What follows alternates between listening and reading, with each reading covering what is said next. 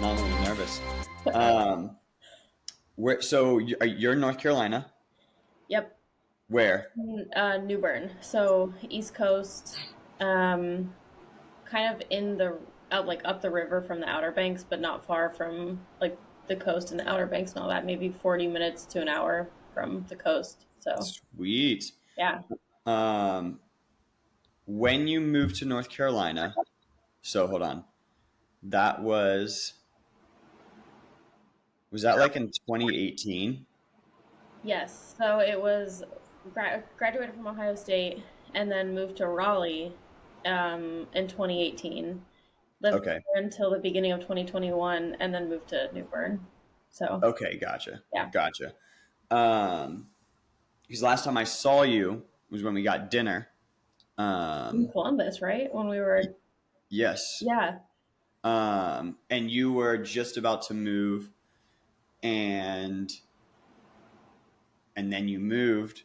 And so I guess just kind of starting there, so you lived in Raleigh. When did you start living on a boat?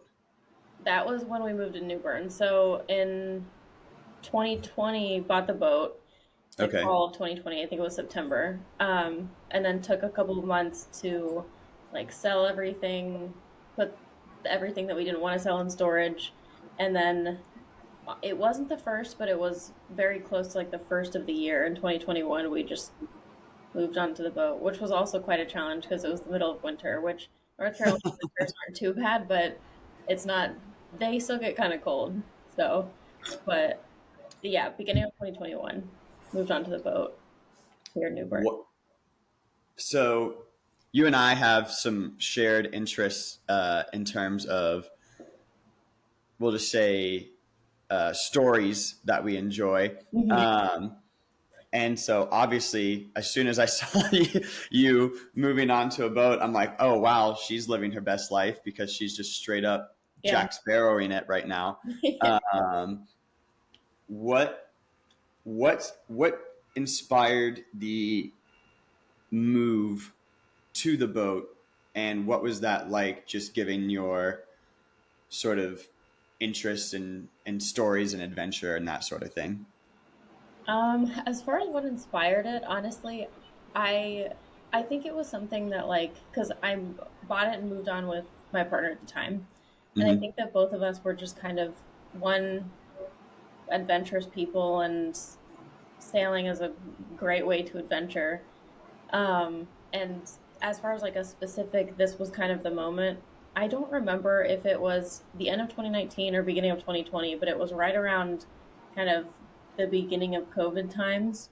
Hmm. And we were home watching a YouTube channel that he showed me, which was a Hmm. couple who bought a cheap sailboat, moved on, fixed it up, and started sailing around. And we Sure. had watched several episodes, and I was like, I kind of looked at him and was like, we could do this. This isn't that crazy. Like, if you do it the way that they do it, and there are ways you can buy a $2.5 million boat. Obviously, it's a lot more expensive, but there are a lot of cheap fixer upper sailboats out there that are really reasonably priced, and you have to put in the work, but it's not too bad. So I think we just got the itch and started thinking about it more and more, and then we realized neither of us had ever sailed before, so we should Okay. probably fix that. um, we took a couple of sailing classes, learned how to sail, got an American Sailing Association certification, which is not required necessarily to buy a sailboat or anything, but with no sailing experience, we figured that would probably be a good place to start. Hmm. Um, Yeah, better safe than sorry, I guess, if you've never done it before. yeah, pretty much. Um, After we got the certification, which was all still in 2020, we rented one sailboat, took that out for the day. It was like a 20 to 24 foot boat, so not tiny, not like a small little sunfish kind of day sailor, but not a huge yacht either, like pretty manageable. Took that out, had a great time, and then we thought we're definitely ready for like the whole big thing. So then we started looking for the boat that we wanted to live on. Found it at September of 2020 is when we ended up finding the boat. We looked at a couple, but that was kind of the one that we loved.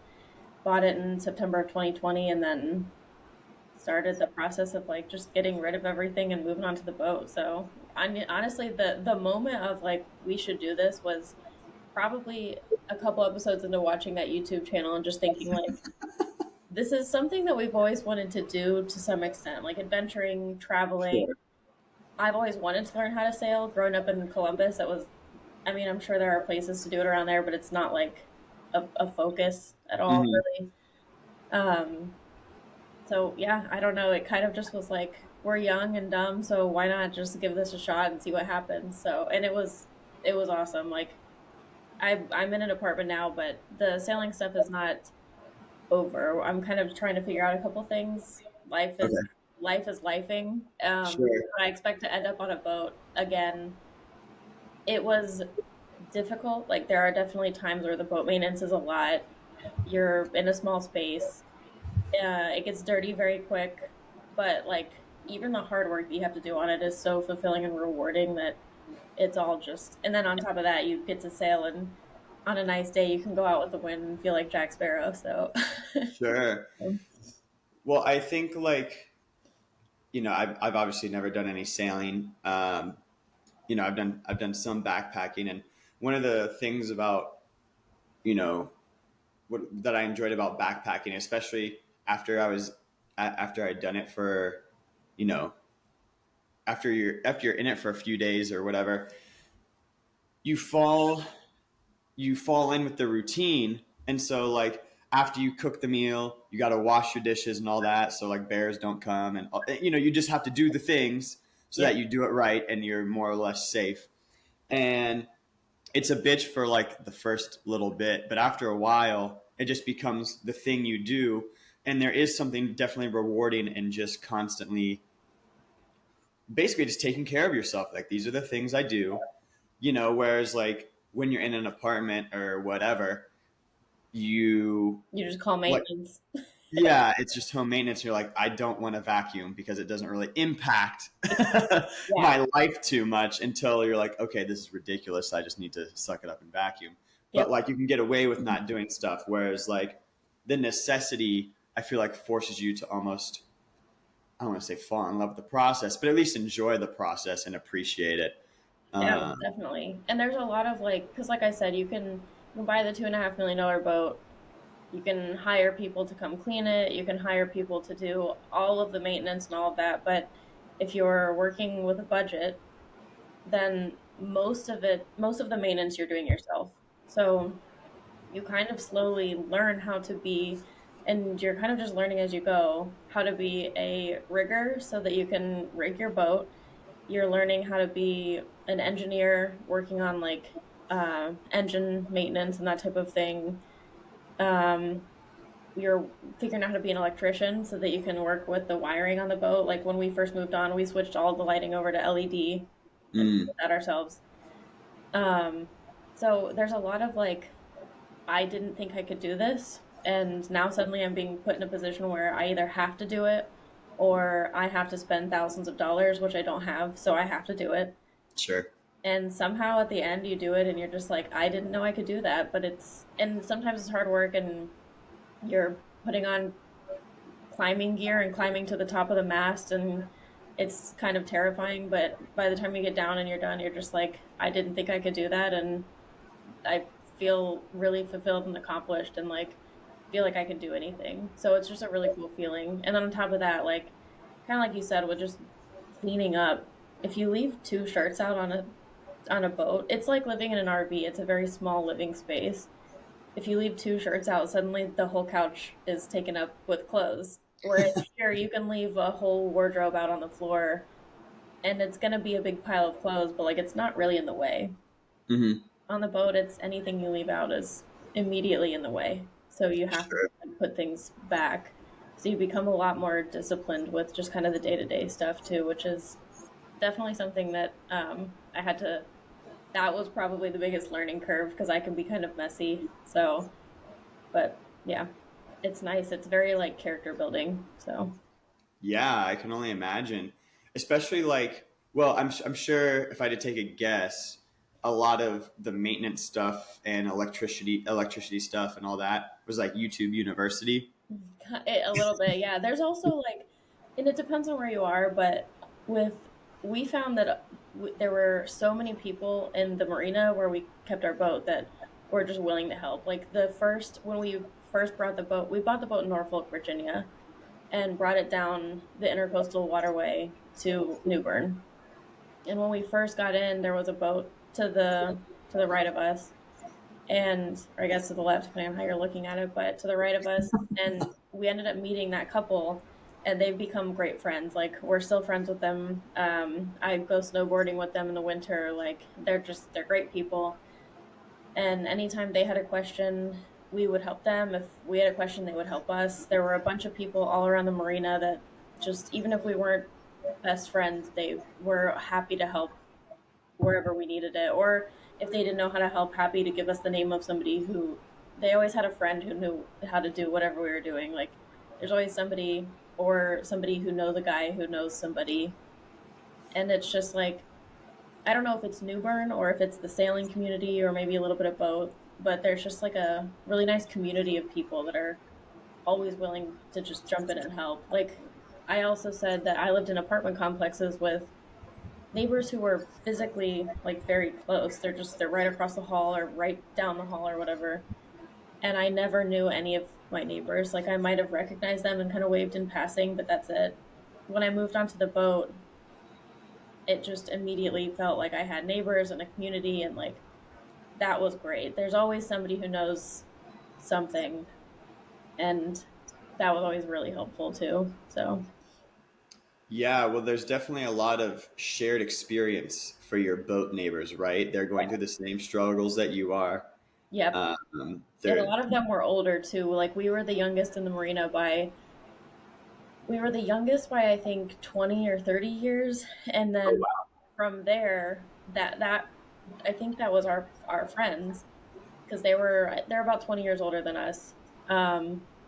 And then from them it's like another 20 years to the youngest people. Like it's a lot of older. It's a lot of people who are retired and have the money to go do that. yeah, exactly. So there's and a lot of them have experience going back like decades. So and some of them retired and bought a boat and they decided now we're going to live the dream. So they have not decades of experience, but for example, there was one couple just a couple spots down from us in the docks, and the husband had, I think he said, like 70,000 nautical miles that he had sailed in his lifetime, and the wife had something like 50,000 nautical miles. So between the two of them, they had over 100,000 nautical miles of sailing. They both had crossed the Atlantic Ocean at least like two or three times. Like That's crazy. just so much experience and wisdom, and they definitely knew Poseidon, you know, and sure had made a lot of sacrifices to the gods of the oceans. But Sure. yeah, Whenever I think about like crossing the Atlantic, I just think about storms hmm and big waves, and it almost seems impossible. So then, whenever I think about just like any sort of boat from like 200 years ago, or yeah. 1492, or anything like that, I'm like, what a bunch of nut jobs. Like, Some didn't know where they were going. Now we're doing it with all this equipment and like sure, satellites and emergency equipment and stuff, and they just were like, "We've got a couple buckets of lemons over here and like some chickens over here, and we're just gonna go." we're just gonna go for it. What was the ratio of being in the marina to sailing, and how did that work with? I assume you had like a job or some sort of situation at the time. Yeah. So it was mostly in the marina. The goal was to like eventually be able to work fully remote. So when I moved from Raleigh to New Bern, I had a job where I was working in the office in Raleigh, and I went to my boss and said, "I am moving to New Bern, so either let me work remote or I am gonna have to quit." And he's like, "Well, I don't want you to quit, so you can work remote." So I kind of you like and I That's kind of cool. yeah, and I kind of figured that would happen because I was one of the more like senior members of like I had been on the team the longest because they had quite a bit of turnover in their employment. So I figured that they would want to keep me around, and most of the work was just computer work anyway. And then I'm in the environmental field, so with that job, I also had field work. So that field work was maybe maybe once a month. So just enough to be kind of annoying where we couldn't really Sure. take off and sail around for an extended period of time because I had to be back to be at an airport so that I could fly to Mississippi or something like that. Fly where? To Mississippi or Oh, Mississippi. Oh, okay, gotcha. um and then same thing with my boyfriend at the time. Like he was kind of half remote and half had to be on a site or just somewhere. So we were so close. And then both of us kind of got into a position where we needed to spend even more time on land. So we were Mm, like, we should probably put this on hold for a little bit and figure some stuff out. Now I have a job that's fully remote. So the plan is to eventually get back on a boat with this job because there's no field work or anything like that. Um, and then the idea would be to just have enough Wi-Fi and be close enough to land during the work week that it can work from the boat. hmm. And then on weekends or in the afternoons to start like sailing to the next spot or whatever. So anyway, we spent most of our time at the dock. We had a couple of longer trips. Like we brought the boat down from Norfolk, Virginia to New Bern. So that was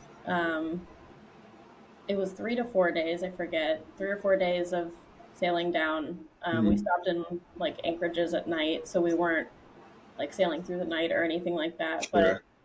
and then we had one longer trip to Ocracoke, which is a little island. I love Ocracoke. Yeah, that was my favorite trip.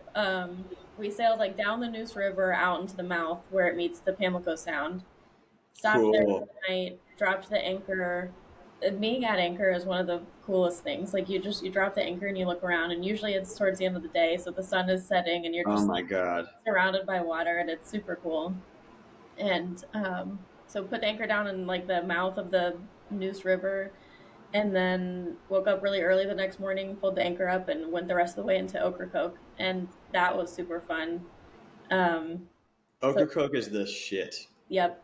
And with that one, so that was actually really cool. Also, I was working remote, and so you have shore power with your boat, so you can connect your boat to the like to the power stations at the docks, and that feeds all of your batteries. So it feeds the AC current, the DC, like it kind of charges everything up. Um, and all of our outlets were powered on that AC current, which is what the shore power fed. So Okay. when you unplug that and you go out for the day or you're at anchor and you're not plugged in, the AC current just kind of isn't running. Like you can use certain things and kind of switch it over from the DC. And honestly, I know a lot less about the electronics than pretty much anything else on the boat. So, It sounds like you know what you're talking about. okay, good. It could just be nonsense, but either way, the point is that the outlets didn't really work super well or at all at Anchor. But I needed to be able to charge we needed phones. We were going to be there for a week. We needed phones. Needed to be able to charge my work laptop and just whatever else we needed to run.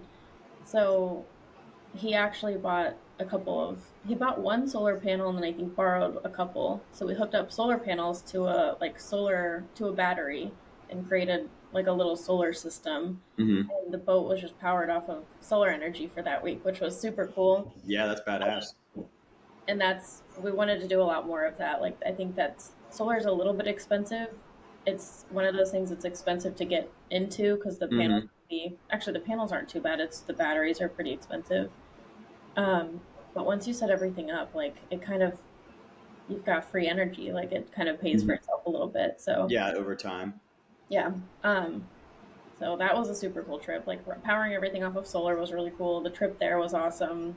Staying there was super cool. Like Ocracoke's an awesome little island. I usually compare it to, for Ohio friends, I compare it to Put-in Bay. Like it's Yeah, it's a similar kind of vibe, I guess. Um, it's definitely a lot hotter and more beachy. sure. Yeah, stayed there for a week, and then the sail home was awesome. Like it was just perfect weather the whole time.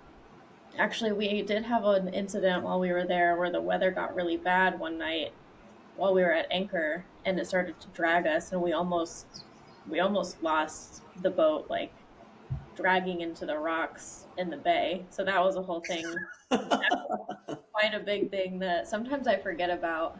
Um, How close is close? Like, we weren't like we had some good distance, but if we hadn't, the scary part about it is that we were on land. So we anchored out in the bay, and then we would take our dinghy, the small boat, mhm, row it to shore, and we have foldable that's bikes. sick. Yeah, and we have foldable bikes, so we'd put the bikes in the dinghy. That's so dope. Yeah, unfold the bikes, and then we'd just ride around the island. So we had gone in, went to go grab some food, and then we were standing there and we were debating whether we should sit at the restaurant and eat the food or take it back to the boat. And we decided to sit. And then at the very last minute, we decided actually we should take this to the boat. If we hadn't made that decision, we wouldn't have been on the boat when the storm hit, and the boat would have, like, 10 minutes later, would have, like, lost the anchor and would have gone into probably a few other boats in the anchorage and then also into the rocks.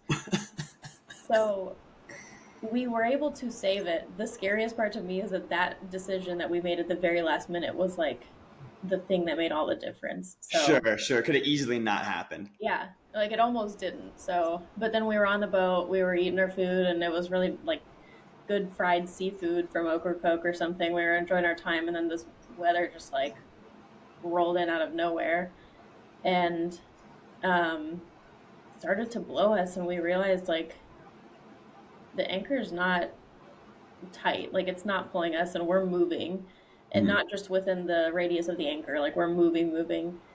And Hunter really quickly was like, "You need to go pull the anchor up now." And I think we were just kind of in like panic mode. So instead of being Sure. like, "Why? What's happening?" which is probably what I would usually do, I was like, "Okay, yes." Yeah, Right? I'm just gonna do it. Yeah, I don't know what's happening, but I'm gonna do it. And he goes to the back and turns the motor on so that we can try to pull against it. I'm up front with this little switch trying to pull the anchor up. As I'm pulling it Is it up, like a motorized anchor? Like if you flip the switch, it'll pull? yep. So we've Okay. got like it's called a windlass. So the anchor's on a chain, and there's a little. It's almost like an electric winch kind of thing that you Yep. just flip this little switch and it'll go up or down. Um, and as I'm sitting, it's right on the nose of the boat, and as I'm sitting there like trying to get it in, and it'll only go as fast as that little drum will spin. I can see us like getting really, really close to this boat that's in front of us, and suddenly the guy, I think he knew there was weather, so he kind of peeks his head out and looks at me, and is just staring at me and like please get your anchor up before you run into my boat. And he was in a really small boat. Oh God. And right then I like you could see because you don't know how close you are to pulling the anchor up. It's like just chain and chain and chain. Sure. You're like, when is it gonna end? And then suddenly the anchor pops up out of the water, and he looks at me and he just gives me a thumbs up, and I give him a thumbs up. That's an awesome human moment. And he was smiling. He was like, "Cool, you guys got it. Good job." Nice. I mean, we would have hit like his boat and probably one or two more, and then hit the rocks on the other side of the bay. So like we were far from everything, but it was like without quick thinking, we would have been pretty close to all of it pretty fast. Yeah, So yeah. The stakes were high for yeah, sure. yep. So that was Wow. quite an adventure. But again, like even the parts that are scary and difficult, you're like, but also at the end of it, like after you get through everything, you're like, I kind of feel like a badass. Like I didn't know I could. Oh, for sure. Well, that's just like it doesn't even matter what the sort of adventure is. You know, they almost say like the journey is more important than the destination. Like you Yeah, go through the trials and then you overcome them and then you get to the destination. You're like, yeah, I got here and I'm like more awesome than I was when I started. yeah, exactly. And like as long as you don't hit a different boat or the rocks, then you've learned something. So Sure, sure, right, you've learned something. It's just a more expensive lesson. So right, right. Yeah, a little bit harder to recover from. yeah. Wow. So we're about 25 minutes in, and I haven't even introduced you. But I was so excited to talk about sailing. So for those of you listening, I haven't got all these episodes to YouTube yet, so you're probably not watching this because you can't. But this is my friend Casey Beam. We've known each other a long time. I'm not going to do the math, but a very long time. Yeah, I Are you guess trying to figure it out? what are you in sixth grade? About 11? So like 18 years. which is Yep. crazy. Yep. Yeah, Um, what'd you say? that's just crazy. 18 years. That just feels like I'm not. I don't. That's such a long time. I know I mean, I have memories obviously from sixth grade, so it's just Yeah. weird to think like, oh, that was 2 decades ago Yeah. almost. Okay, weird, Yeah. weird. I still feel very young at heart. So, I mean, I don't think because you're 29 too, right? So Mhm. I don't think 29 is old. Honestly, I don't think you're really old until you hit 60. That's my new definition of age is like Yeah. once you're at 60. I mean, because you can still be in good shape when you're at 60, but at that point, it's like, all right, you're going to be dead eventually here. Yeah. Yeah. Um, yeah, Casey and I have known each other a long time. Um, and it's weird because, you and I were super close from, we'll say, sixth grade up until, um, you know, I, last time I talked to you was 2018. And I mean, even though we didn't go to the same college, like I think we hung out during the summer and like every Christmas break. And I mean, the waffle maker you got me is a Death Star waffle maker. Do you remember that? Yeah. I mean, that I literally use it like 3 or 4 times a week. Nice. That's awesome. I love that. It still goes, and I think that was a present you got me while we were in college, and so we stayed close throughout. And so, what's kind of strange about this discussion is that you were someone who is a huge part of my life from, we'll say, age 11 until age 22, 23, I guess is the last time I was seeing you. And then we haven't spoken. No. And Jesus Christ, you know what? It is probably case. It is probably almost 6 years. Not to the day, we'll say, but like it Yeah. would have been July, August, I think, of 2018 that Yeah. we got dinner. Um, and so it's been strange listening to you talk because I know your voice very well, but I'm listening to it. I'm like, oh yeah. And then also, like you're telling me these stories, and in my head, I'm like, I'm so excited to ask you more questions because, obviously people have experiences and change, to what degree it just depends on the person. But Yeah. I'm almost excited just to kind of get to know you in a certain sense. And so you had mentioned earlier. So yeah, for those of you who don't know, I grew up in Columbus, Ohio. Casey and I went to same middle school, same high school. Actually, Case, I think you're forgetting something. In 2002, you and I did PSR together. Yes. Yep. And yeah, and so technically we met when we were about 7 years old, but we didn't actually become friends until because we went to different schools in middle school. But Yeah, I definitely blocked a lot of that stuff out. I definitely forgot about that. I didn't fully forget about it, but yeah. you mean PSR wasn't just the best experience for you? It was so boring that I think I just See, erased that's the all of it. thing. That's the thing, and we can. I'm actually happy to go on a PSR tangent because, like, if you're going to raise a child to be Catholic, Mhm. um, PSR is not the move No, because it's not in myself. because it says I'm pretty sure it stands for Parish School of Religion, and Uh-huh. it was like once a week, right, It was like Sunday school, but on Wednesdays. on Wednesdays. Yeah. And I don't remember that much of it because I don't think I had the attention span, but Mm-mm. like sometimes we're in a classroom, and then sometimes we would like go to different. It was hosted in a church, and St. Andrews, for those listening, is just like a church, but people also go to Catholic school full time there, right? And you only have once a week where they tell you about the Catholic religion, and I'm like 7. We're 7. Yeah. Yep. What am I supposed to do? It's Yep. once a week, so it's not enough to like really learn for a 7 year old. Um, and it's like taught by a bunch of boring people. And it was so my thing too. I've always been like once I get comfortable with people, I'm very comfortable and like Yes. open and a lot more like silly and extroverted. But when I don't know people, I am very anxious and like withdrawn and Hmm. I have always been like that. Hmm. And so I guess starting, I don't remember when you start, 5 or 6. You're like 5 or 6 when you start, and then you Maybe. go through some of the different like stages or whatever. As you're like at 7, we did Hmm. the first communion, and then first Yeah. communion, and then there's a different one that you do later. But you're sitting there with like a classroom of people who go to different schools. So Sash, you don't really know everyone. no, I didn't know anybody. Like I think a lot of them were Greensview and Wycliffe people because I remember Hmm. Kylie and I Sarah. remember Kylie from PSR. Yeah, and Sarah was in it with Kylie, and like they knew Uh-huh. each other, and they I both. thought they were sisters. Yeah, and but I didn't know anybody. Like even the people from my school that I like kind of knew, they weren't people I was super close. Like I didn't know them very well. And I think there were a couple classes for each grade, and I remember thinking like every time I get put in a class for this, it's with like nobody from my school, which as an adult sounds silly, but as a kid, it's just like my worst nightmare. Like I Sure, just don't sure. know anybody. And then yeah, like you said, it's taught by the most boring people, and it's not the most interesting subject, or I don't know, maybe it is, but they just didn't know how to make it interesting. But Right. yeah, Well, you would think like the resurrection of one Jesus Christ you could make interesting, like to a kid, but yeah, like I don't know. I guess I shouldn't knock it. I've never tried to teach it, so.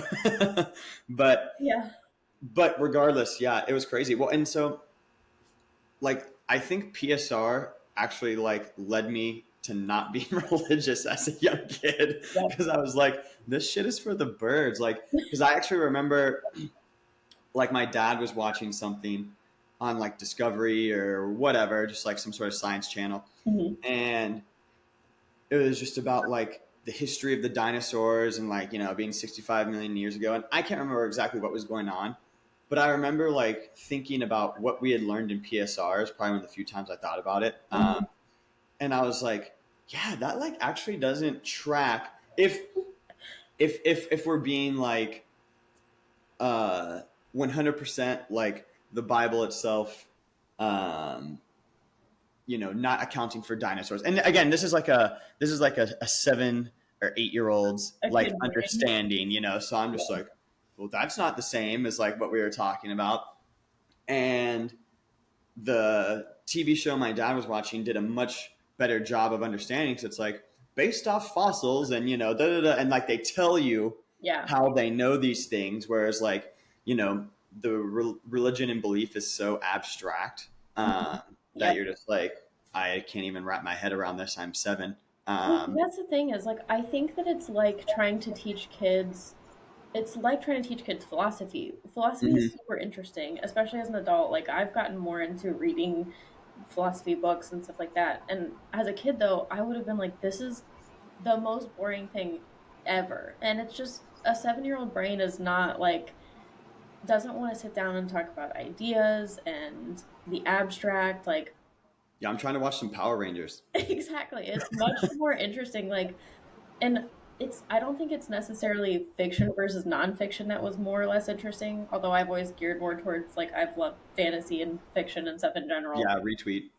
But at the same time though, I loved the things on the History Channel that were like the ancient Egyptians and the dinosaurs. Yeah. Like they're really cool. They're like, this is so mysterious and look at all these things that we don't Right, know. And because it's real, but you also don't know all of yeah. it. Yeah, yeah, the mystery is real for sure. Yeah. And the mystery was super cool. The facts, the things that they did know were always like crazy and mind blowing. And then you're just sitting there for an hour with as like a 7 or 8 year old with people that you don't really know and they're It talking smells weird. yeah, it does. And like and you're sitting at some other kid's desk too. That's the other thing because like you said it was a school or it is a school still. Hmm. And those kids who go to school there have this like faith built into their curriculum. So they do that during the day, and then we going to public school then had to go to this like separate thing at night. So you're sitting at somebody else's desk. It has like weird erasers in it. You're just like, I don't feel comfortable here. And on top of that, the it's not necessarily that the topic was that bad. It was just like the way that you're going about this is like the worst way to keep at least my attention. And I was like maybe Yeah, an easily distracted kid, so maybe it was partially just the type of kid that I was. But sure. I'll take responsibility there as well. so yeah, it was. I don't. I don't remember much of it, but what I do remember is that it was very almost like painfully boring, and I remember being Painfully. tired, like painfully tired because I'm just so bored that I'm like sitting at my desk falling asleep.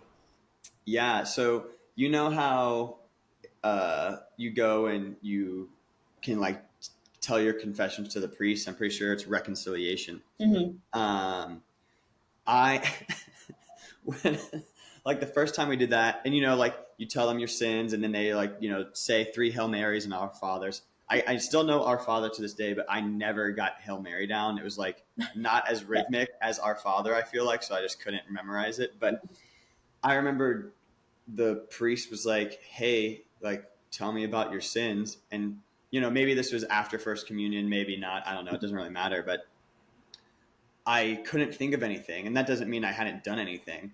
But I literally just like in the moment could not think Yeah. of any of my sins, and so I lied about what I had done wrong to the priest. I was like, Now you have to go again to confess it. yeah, yeah. I was like, I lied to my parents. Like, and it was so like terrible lie, no specifics, like didn't even say what I lied about, or if I did, I don't remember.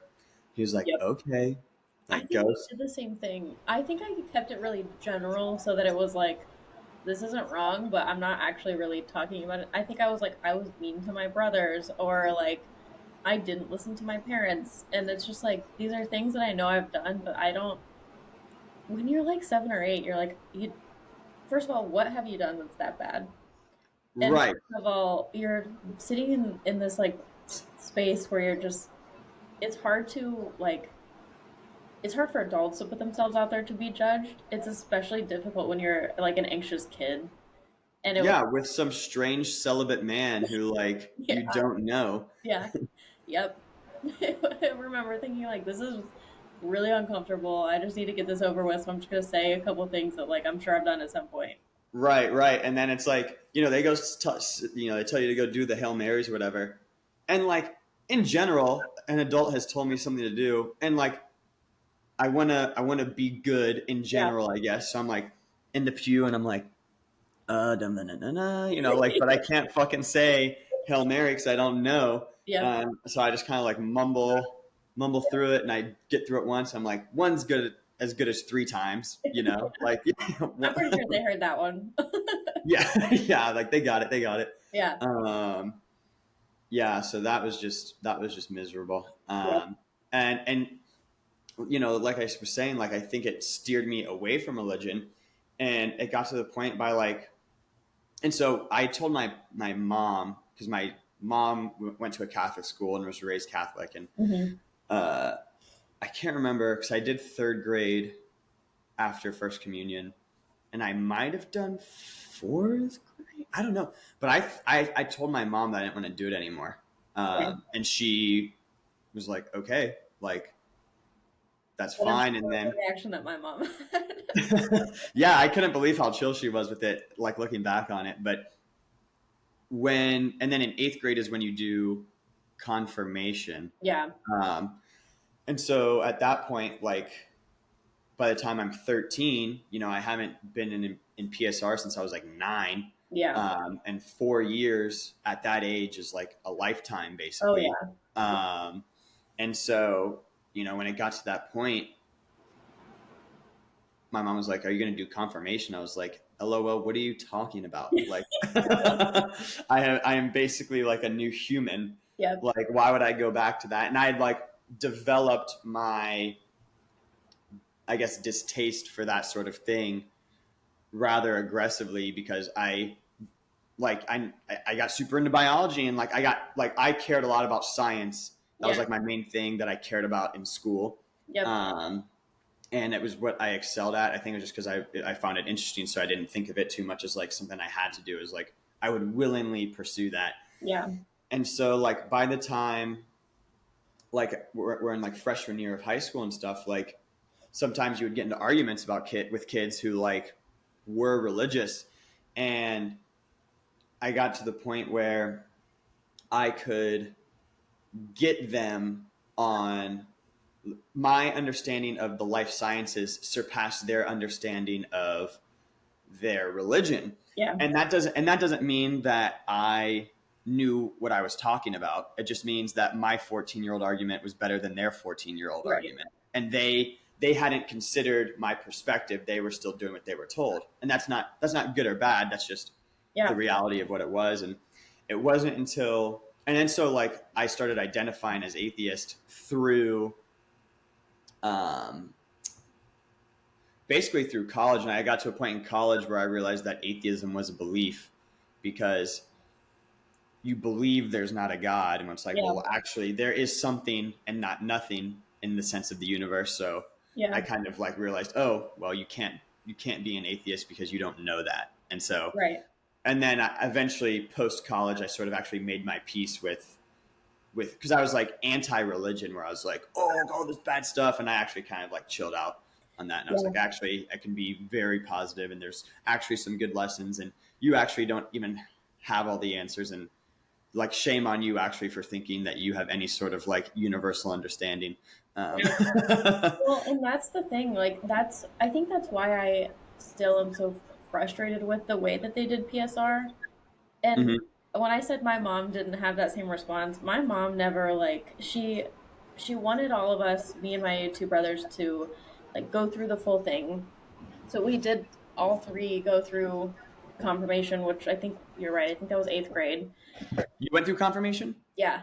Yeah. Well, I don't know why I don't remember that. That's interesting. And it wasn't I think for my mom, she talks about how for her it's not necessarily that she like needs us or is trying to force us to like be Catholic, but she was like, I wanted to, she's like, that's how I was raised. So that's the belief system that I know. And I wanted to raise you guys with some sort of like belief system. And then you can have the freedom to kind of go from there. Like the more you learn, the more you are exposed to other ideas, you can adjust your beliefs and that's fine, but I at least want you to like stick out like this one thing, just to go through the full process and then make decisions from there. So it wasn't like you have to do this and you have to be like Catholic and whatever else. It was very much like my mom was kind of doing her best and was like, this is I think probably the best way to like give you some kind of a foundation, and then you can build off of that. Yeah. But because I went through it like all the way through eighth grade, I'm like, I had the same reaction kind of where after I was done with it, I was like very anti-religion and specifically anti like Catholic. Like Oh, for sure. I was just Same. like that was awful. Like for years, and obviously it's not every day, it's like once a week, but for years, like once a week during the school year, you're just like miserable. For confirmation, you had to do all of these different things. Like you had to put a whole project together, a presentation. You have to like pick your Catholic name, which I don't even What remember. was yours? I don't remember. I think it was Catherine. It was one of the saints, something like that. That's funny that you don't even remember. So you had to pick, and then you had to do, I believe the assignment was a presentation on the person that you picked, whose name you chose. And I did not put a presentation together until like the day before. It was so bad. I didn't know what I was talking about. I didn't know what even the assignment was. I just knew presentation on person. And like I didn't know what it was supposed to be. And then everybody went through their presentations except for me. And the teacher was like, okay, I think that's everybody. Like, has anybody not gone? And I was like, I like sunk down into my seat and didn't say anything. And she's like, all right, I think we're good then. And I never had to present. And it's still to this day, like I remember like doing a little mini like celebration in my chair. Wow, that is like a once in a lifetime like You know? lucky break. Yeah, but that also shows you how quiet I was in that class, that she didn't even realize I didn't go because I just barely made any kind of impression. I like had no presence in those classes. But at Which was least, the goal, I'm sure. yeah. But like same thing. Like I walked out of it with this like disdain for everything that I had like just 100%. come from with all of that. And probably through high school and into college, if not like all the way through college, I was very, because same thing. I loved the science classes. Like Yeah, I mean, correct me if I'm wrong. Are you like an environmental science yeah, degree?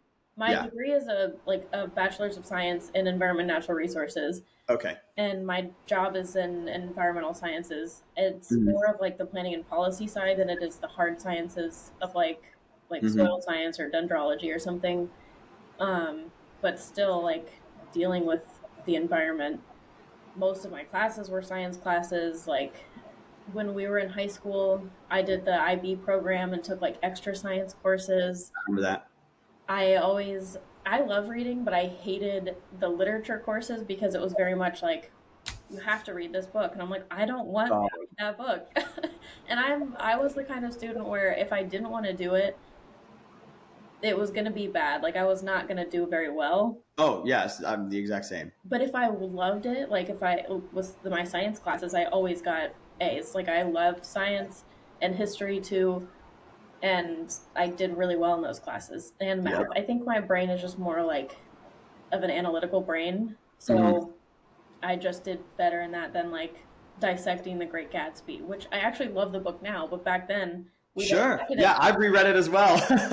I was like, but back in school it became a chore to read it because you have to highlight and take notes and like talk about the colors. And I'm like, I just want to read the story. I don't want to like have to Yeah, write I'm here for the plot. colors in the book or something. Well, I think like the classic example that like is like, what does it mean if the curtains are blue? Yeah. Like, is it sadness? Whatever. And you can endlessly analyze it. And I'm like, hey, did the author even intend? Yeah. Like, obviously, like the green light in Gatsby was very Yeah. intentional. Yeah. But like, sometimes I felt like we would analyze stuff that was so pointless. I'm Yeah. like, even if it does, like, that's not how I felt when I read it. And like, that's part of art. Like, you interpret, like, there's the artist intention and then there's how you perceive it. And so, Yeah. like, I felt like what they were trying to do was help us to be observant and Hmm. maybe critically think, but they were like telling us, Yes. like, this is what this means. And I'm like, I disagree. Yeah. Right. And you couldn't really talk about why you disagreed because then you'd get the question wrong on the test. Yeah, you were wrong. Right. And it was so frustrating because looking back, I'm like, you, with like The Great Gatsby specifically, there's a really great lesson in the story. And the story is made up of just the raw story, but also some of the symbolism, like the green Mm-hmm. light. Mm-hmm. What's the Dr. TJ Eckelberg or whatever, the The build? eyes. Yeah. Yeah, yeah. And some of those things are like, why does he keep mentioning this billboard? And why Mm-hmm. is Gatsby like reaching out for this light? And it's very clearly significant because it's mentioned, it's focused on like I understand at that point, okay, let's talk about what the light represents. Let's talk about what the eyes are and all that. But when we're talking about Daisy's dress is this color and then it's this color and then the car is yellow and why do we think it's yellow? And it's like I remember at one point we were reading a couple chapters and the assignment was to go through and highlight every time a color was mentioned. And I'm like, this isn't always symbol. Like color sometimes is just the author trying to be descriptive and give you like a Right. good This is what they were wearing. I'm putting you in the world. yes. And a lot of authors even are like, people overanalyze this stuff. Like, you For should analyze sure. the story. There's a great message in The Great Gatsby. A lot of classic literature is like that. Like 1984 has a really great message. Brave New Mm-hmm. World, like all the dystopian novels. And Yep. when you sit there and analyze, like, well, they've said yellow 10 times now. You've missed the whole point of like what they're trying to tell you about Big Brother or about this green light or whatever it is. And we've completely like gone past the important parts of this. And that always drove me wild because I was like, I actually think like I've gone back and read a lot of the books that we read back then and I love Mm-hmm. them now. Like they're great books. Yeah. But back then I was like, these are terrible. I don't know why these are celebrated. Like I couldn't appreciate them because it was too much. Like we dove too far into them. So 100%. but 100%. Um, yeah, it was tough. I mean, I also really struggled.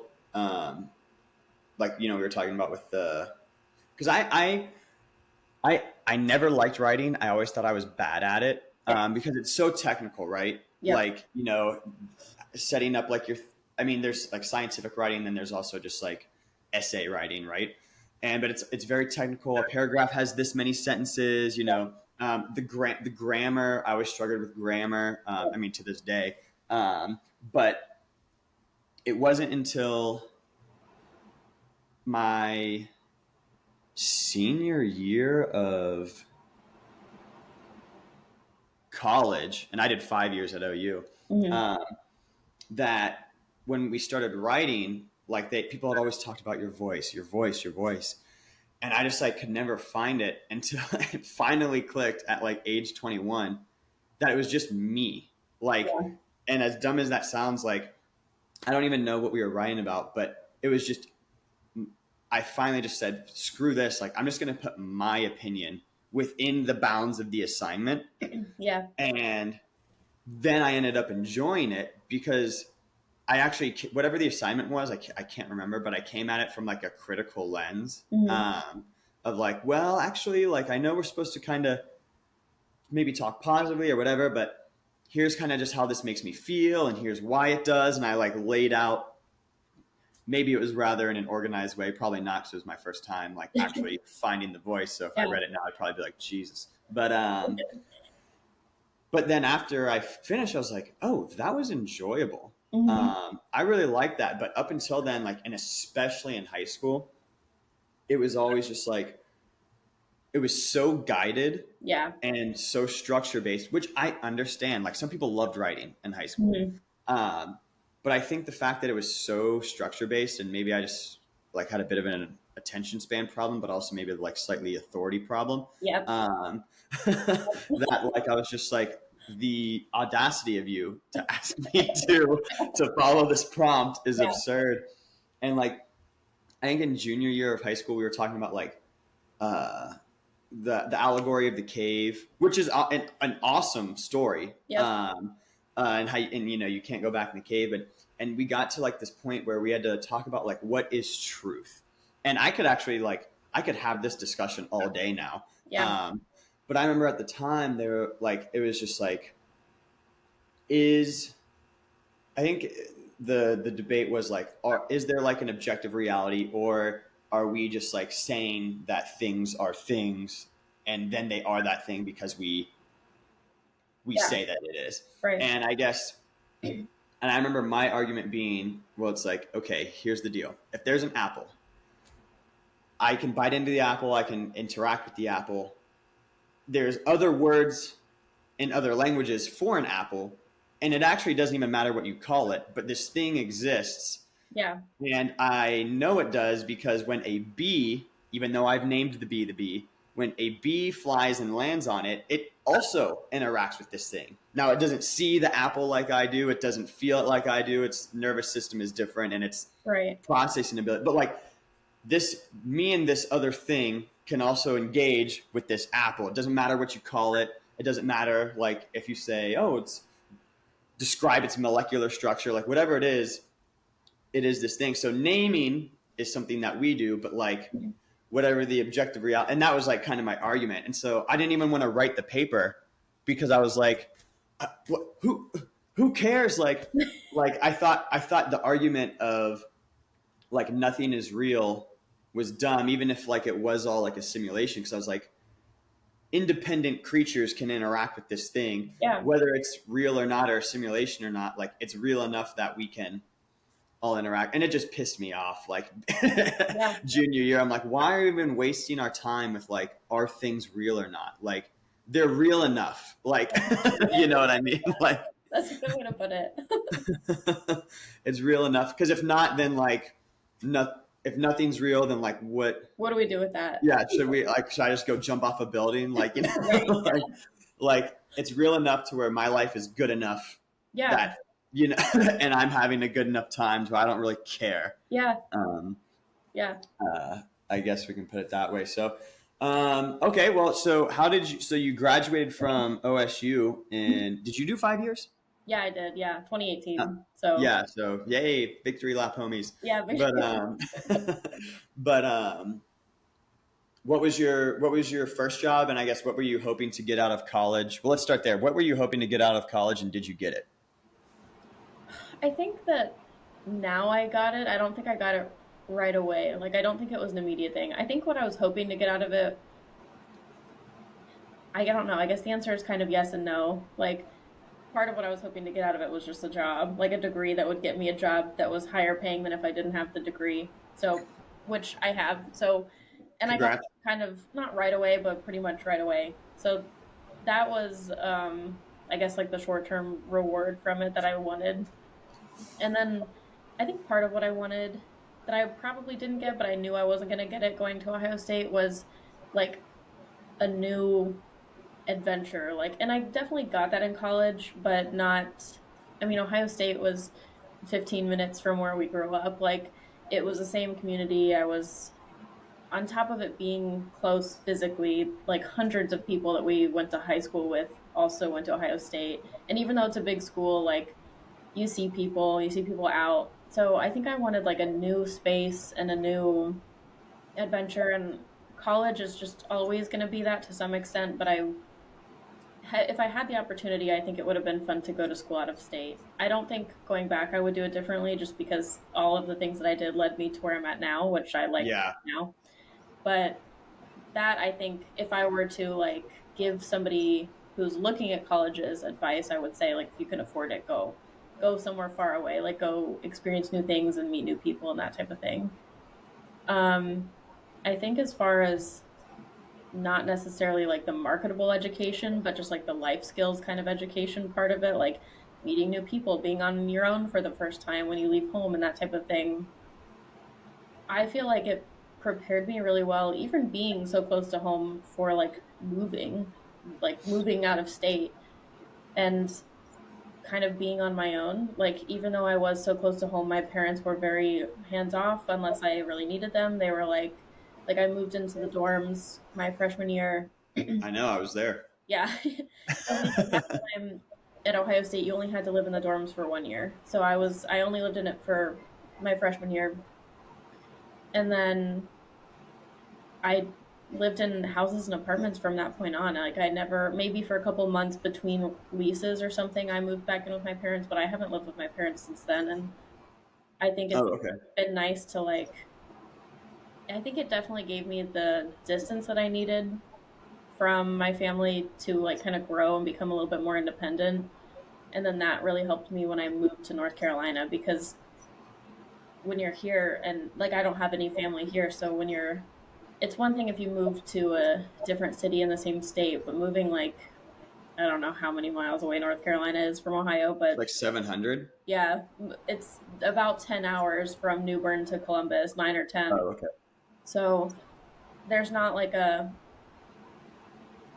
there's not any kind of like, I need you to come help me with, I've got some shelves I need to hang. Can you come help me, Dad? It's like you have to do everything completely on your own, including like moving around and stuff like that. Like when we moved from Raleigh to New Bern, my family did come down to help a little bit a couple days after we moved, but the whole moving process was like kind of all us. Like, I feel like college helped me become more independent, which has helped me since I moved here. Um, and then I know some people are graduating and feeling like their degree wasn't really worth it, but I feel like my degree was worth it. Like I like the jobs that I've had. Yeah, well, you're in a field directly related to what you studied, which is Yeah. good.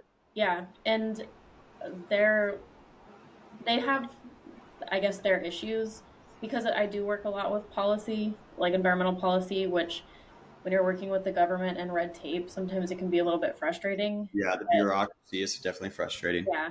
But overall it's very rewarding, and it it kind of like pays the bills. And for the 9 to 5 that I work, I feel like the work that I'm doing is rewarding, and then it also gives me the freedom to shut my computer at the end of the day, log off, and go to my other job at the studio. So like I'm happy with everything that I got out of college, I think.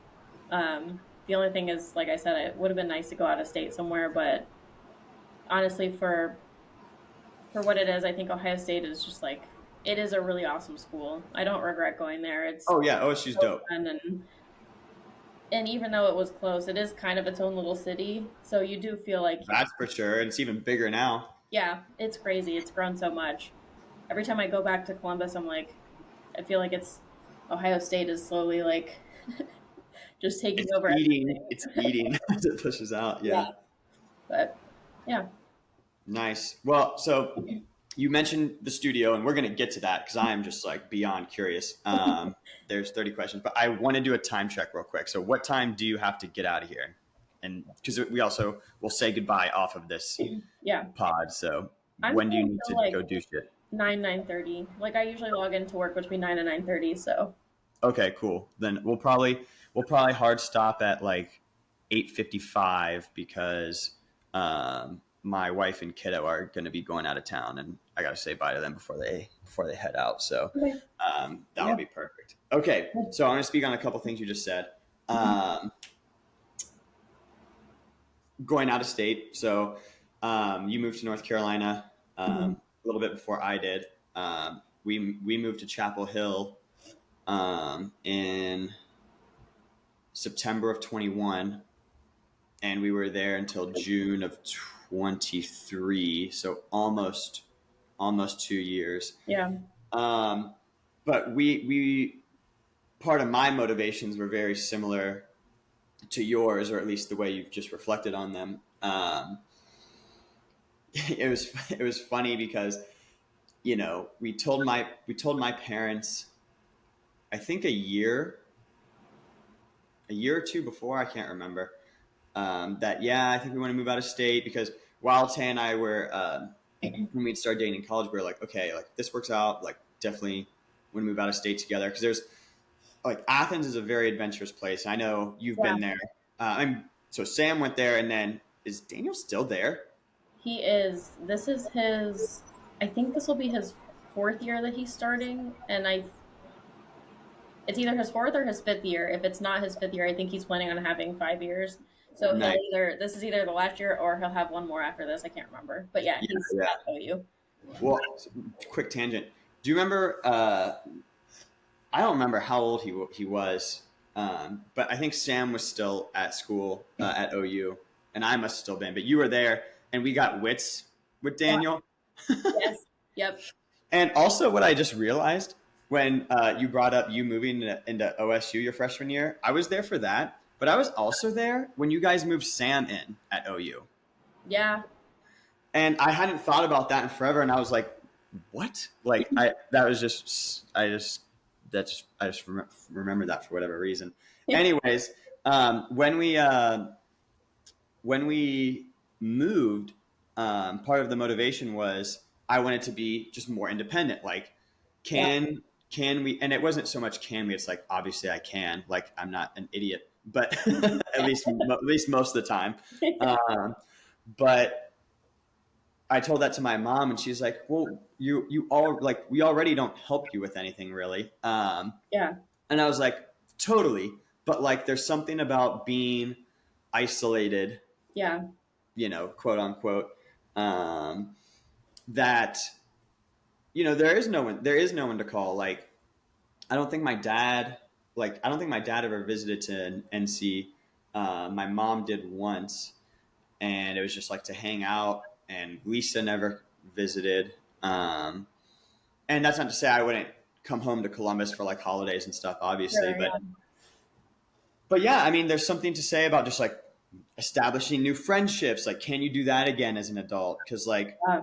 growing up where we did, like not like a huge high school, but I mean, graduating class of like 450 or so, and Yeah. 460, and having OSU being so close, and even OU being an hour 20 or so from uh, Columbus. There's still hella kids from UA that went there in Central Yeah. Ohio, and I mean, I mean, that was definitely a thing, and so I think there's something to be said about being able to establish new friends and a new environment and a new community. And even though when we moved there, we're like, we'll do 2 years minimum, and Mhm. then we'll see if we want to stay there for starting a family or if we want to come back. And uh, it didn't take us long. I mean, it was before we even got married, but it didn't take us long before we were like, well, we want our kid, when this does happen, to be around family. Yeah. pretty much like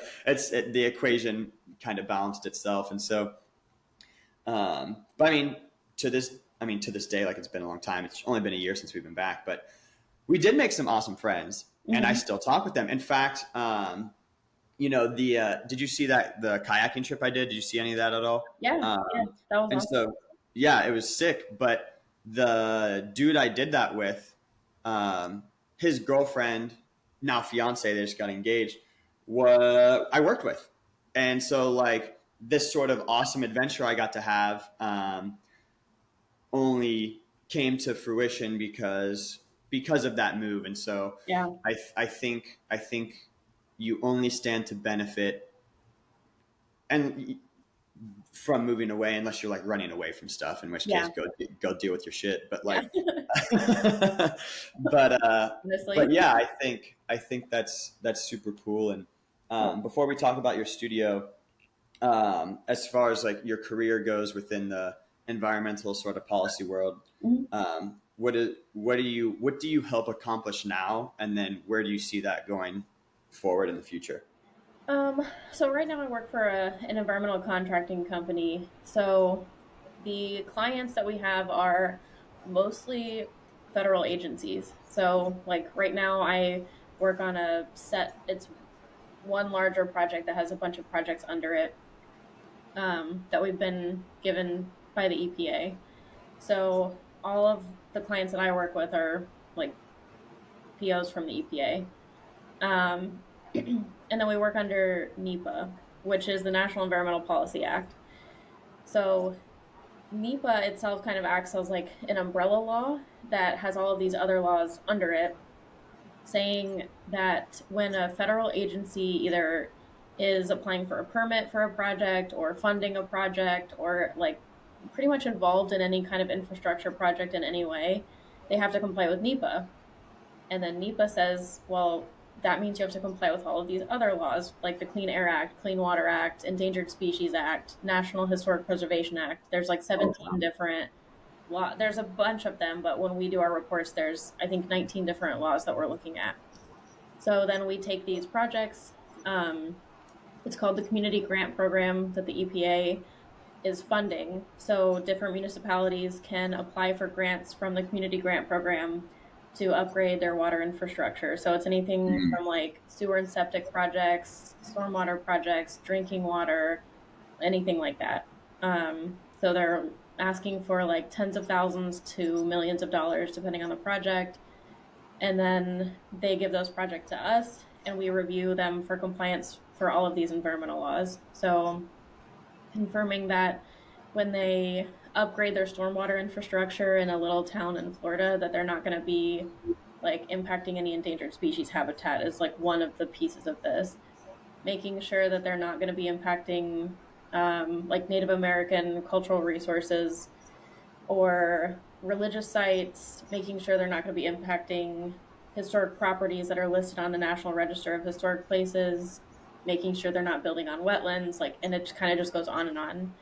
So it feels rewarding most of the time because a lot of the times you're able to prevent a project from impacting those resources in some way, shape, or form.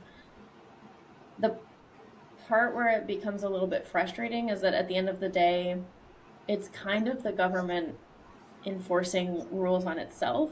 So if it becomes too inconvenient for them to comply with some of these laws, eventually there's kind of a way around it. So when it's convenient, we can tell them you should put these mitigation measures in place and that will help you to not impact this wetland over here and it'll be super easy. And 9 times out of 10, they're like, okay, yeah, we can agree to those mitigation measures. We won't impact the wetlands and we'll make sure to not cut this tree down because there's a bird nest in it or something. Okay. But occasionally there are huge projects that stand to make a lot of money. Like, think large pipelines that have been Hmm. all over the news, like Hmm. whether or not the government's going to fund these pipelines. And part of it is that a lot of these pipelines don't comply with NEPA for some reason. Usually for a lot of reasons because the pipelines are so long, like they're going across Mm. the country. So a lot of times, if it's that long, it is going through endangered species habitat. It's probably impacting tribal resources, which has been a big problem with several of the pipelines. Right.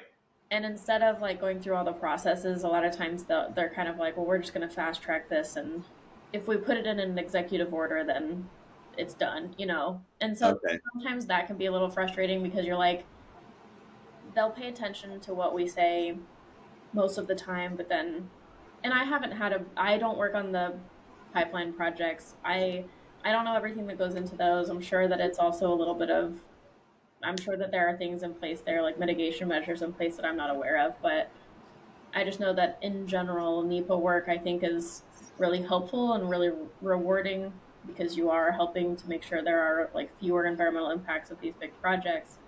But again, because it's the government it's the government enforcing rules on itself a lot of times. So then there are ways for them to get around it, and sometimes that can be a little frustrating. Overall, though, I think it's a helpful law, and I think that the laws under it are all really helpful, and they've they've shown that like a lot of these laws have made a big difference. Like the Clean Air Act specifically has cleaned up. I don't know if you can hear that. Somebody's honking outside.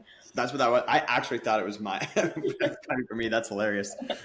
The Clean Air Act specifically has made a really big difference. A lot of it isn't even environmental too. It's like human health. Like the Clean Air Act has cleaned up the air Sure. for people more than it has probably anything else. Um, I mean, that's good. yeah, like, and when I was in college, to graduate from the program that I was in, you had to have an internship in something related to environmental science or policy. So I had two internships with the Division of Air Pollution Control at the Ohio EPA, which is just a state agency. So even though it's called the Ohio EPA, it's not necessarily affiliated with like the US EPA. Sure, not the federal level. Yeah. Yeah, but it's crazy. Like I remember when we first started, when the interns first started, they kind of gave us a presentation on like the history of the Ohio EPA, and they showed us pictures of Columbus from like the 70s and 80s. So right around when NEPA was put into place in the 70s, and so were a lot of those laws. Like the EPA was founded in the 70s. So before Oh, that, there was not much of anything in regards to like environmental laws and regulation. And the pictures are just like these black and white pictures of just smog. And they talk about like the rates. in Columbus.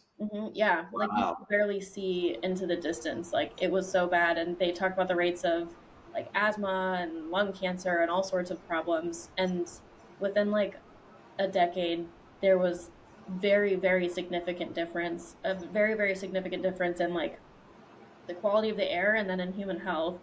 And then obviously a lot of those impacts are long term. So like as a lot of the people who already have the asthma and the lung cancer already have it, but then as time goes on, fewer and fewer people are experiencing that, and they're luckily able to live in a city that is still a city. It's still like an urban area where there's a lot more pollution and stuff like that, but much cleaner than it was. So you can look back and see the impacts of all of these laws, and I think that it's rewarding. I do think it's helpful. I think like anything else, they have their flaws. Like they're limited by human limitations. Like Sure. so, Budget. yeah, budget and the willingness of some of the people in charge. Like the government doesn't always have our best interest or the interest of the environment in mind. So it's not perfect. They're still human systems, but Yeah.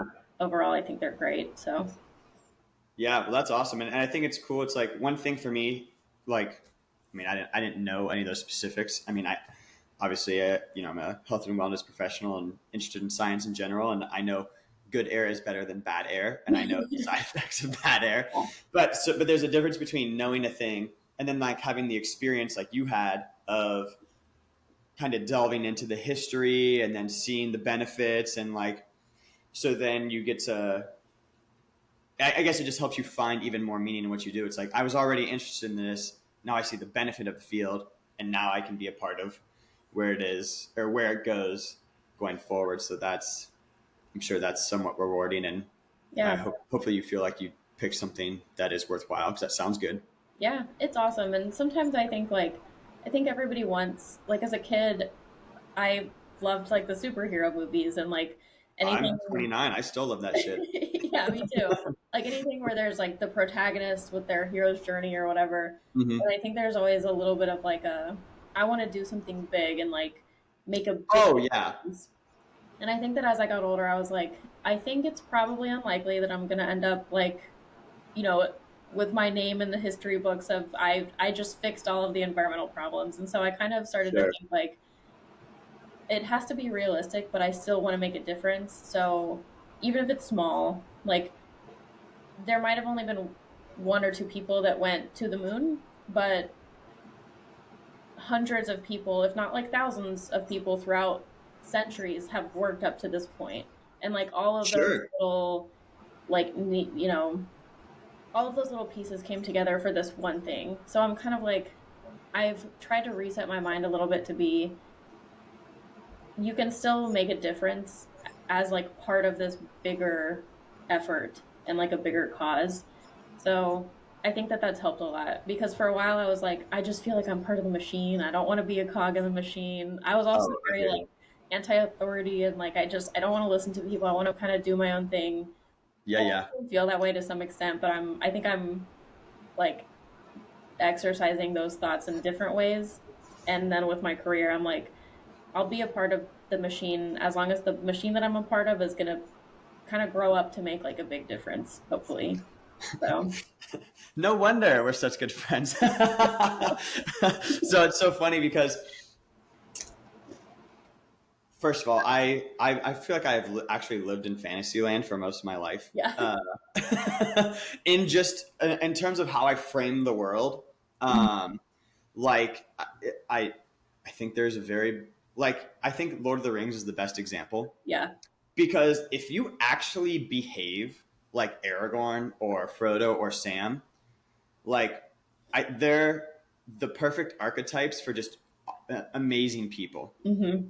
And like with the past however many years, you heard like the phrase toxic masculinity, and then like a couple years ago, I saw a YouTube video, and it was like Aragorn, the opposite of the toxic Is man. it cinema therapy?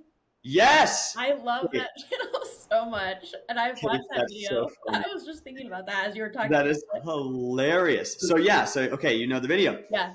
and you watch it, and I think I mean, Lord of the Rings is I actually just reread The Hobbit through Lord of the Rings Hmm. this past like last summer and fall, um, and I hadn't read it since I was in middle school, and I didn't really like it that much in middle school, honestly, because the movies are so good, Yeah. and the extra stuff that's in them I felt were detracting from the plot, from the things I knew were going to happen, and so it's hard for me to get over that. Yeah. Whereas like one, I'm an adult and not an 11 to 13-year-old. And two, I expected that. So I was actually looking forward to like, oh, what are these extra things that I didn't care about originally? Yeah. But like when you read those stories or watch those movies, like Aragorn is more or less a perfect human, like as close as it gets. Um, and even like the way they talk, like the speech in those books or movies, like when they talk about shadow creeping, and like Theoden when he's talking about like how has this shadow crept into my house, like in Hmm. the words they use, they like if someone started talking that way to you now, you'd be like, are you sick? Like, like, are you super corny? But it's so authentic, and they mean it. Like, there's no corniness. It's like it's so real that that was what I always wanted to be. Was like I liked those movies or loved those movies and still do even to this day because like the authenticity of the speech, Yep. everyone says exactly what they mean and it's done art in an artistic way where it's like they're expressing themselves without like being overindulgent or being woe is me. Yes.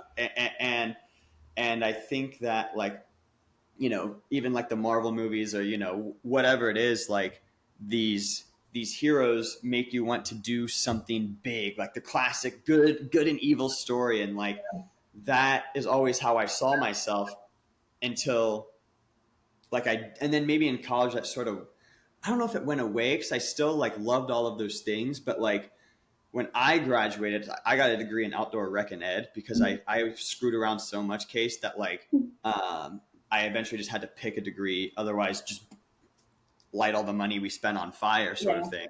Um, And so afterwards, when I'm just like milling around from job to job, I'm having to like, okay, like when I worked at a hotel for a little bit, and I had these post-it notes that I would write my goals on, like literal post-it notes. Mm-hmm. Because I didn't have a journal, I didn't have any sort of like calendar.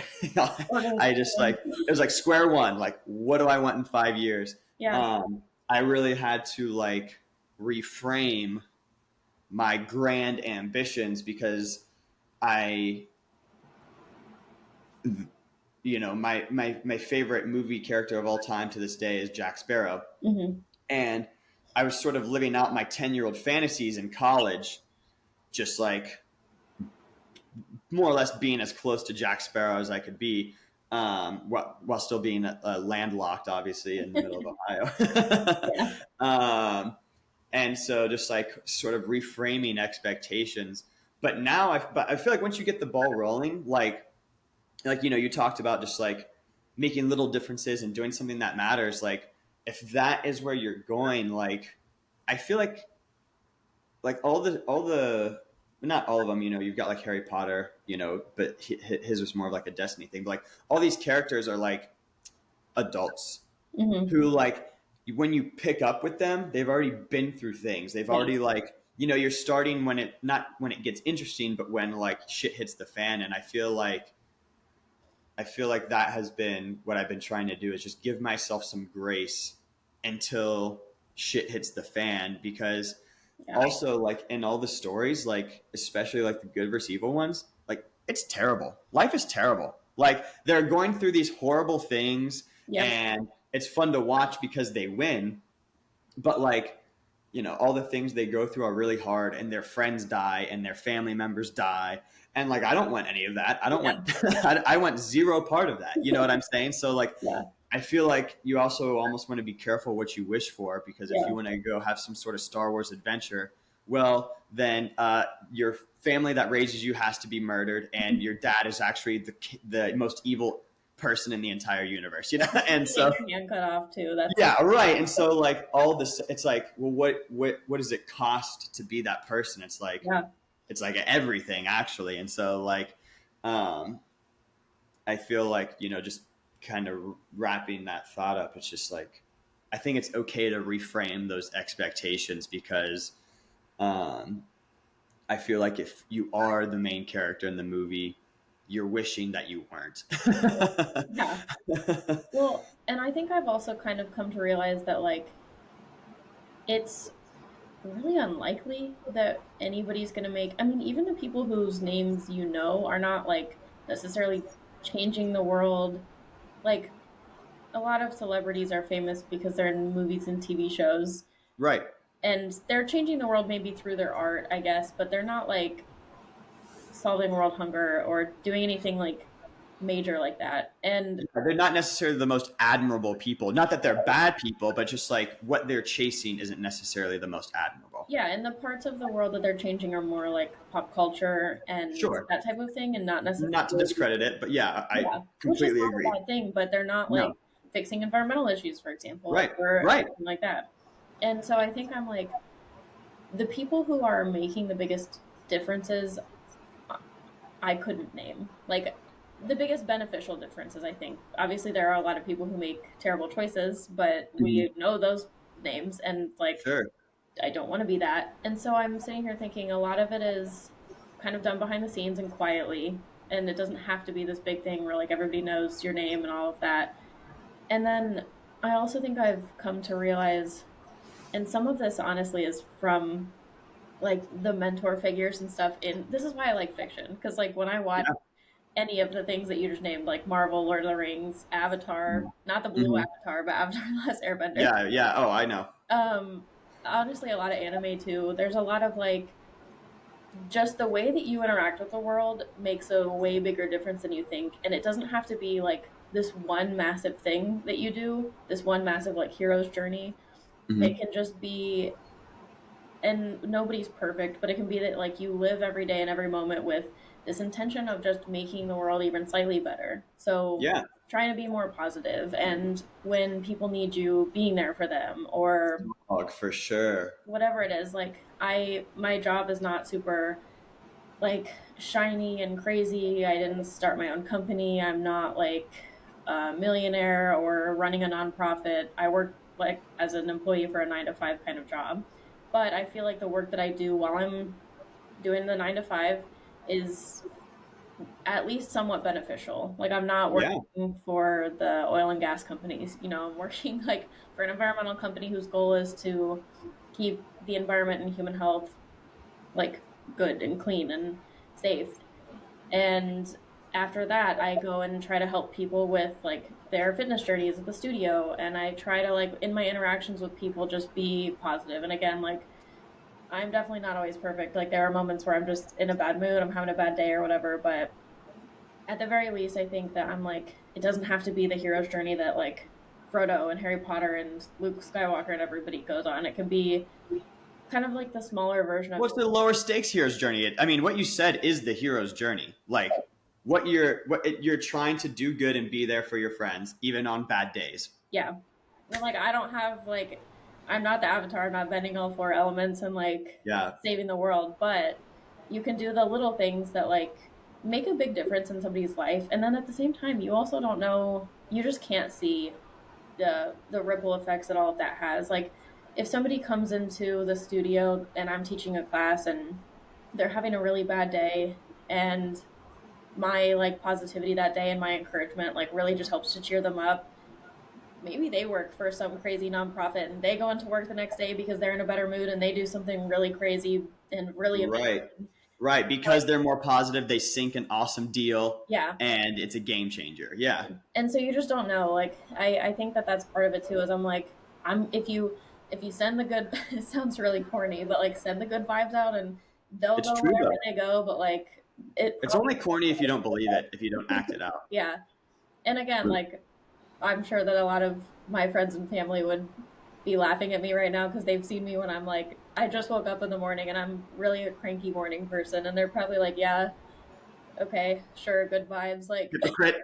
my brothers would probably be smacking me on the side of the head, but in general, like, that's what I've been That's the trying goal. to do, and also every day I'm trying to like work to be a little bit better at that. Yeah. So Yeah. Well, I mean, no one's perfect. And like when you do have a bad day, like you just do your best. Like, and if people yeah, see that, like, I don't always wake up, like, I'm in group fitness right now. I've been doing that for a while. And it's the same thing. Like, someone comes in and, like, we have at the studio I'm at, almost like, almost 650 members, we'll say. wow, And so that's a lot of people I get to impact. yeah, If a class is full, that's up to 36 people in one wow, class. yeah, And, so like if I can bring, and they're paying to be there, like I get paid to be there, they're paying to be there. So right, that's a big difference. And so on my best days, I'm thinking about that. This might be the 1 hour they get to escape from their bullshit. yep, Um, and also, like, I'm a huge, like we talked about, the life sciences have been a passion of mine for my entire life. And,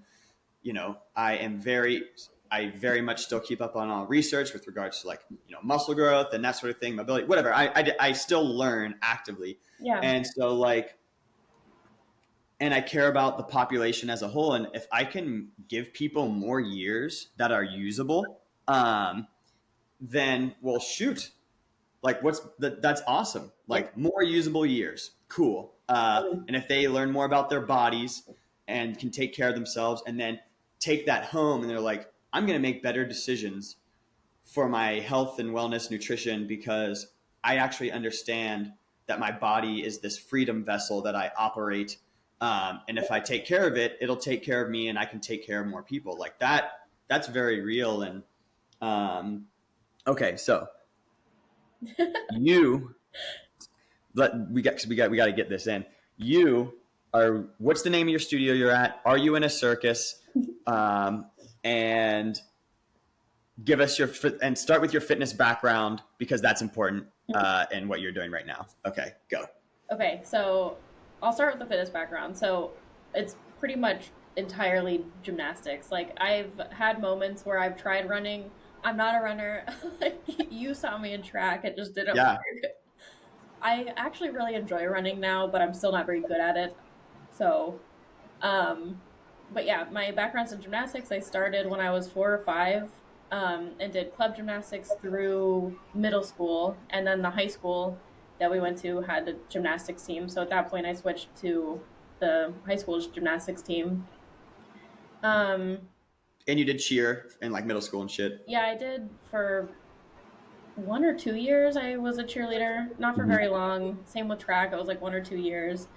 Um, And then when I went to college, kind of dropped anything that was like a team sport or anything like that. Like I didn't do gymnastics in college. I did continue to like work out, and I've always lived a more active lifestyle. Like my hobbies are more active. I like hiking and that type of thing. And Mhm. but as far as like any organized sports or anything, I kind of like it just kind of fell off of my radar, and I didn't have as many opportunities. Like I wasn't good enough to compete in gymnastics in college, and so a lot of that kind of just like fell off of my radar. And then I moved to New Bern.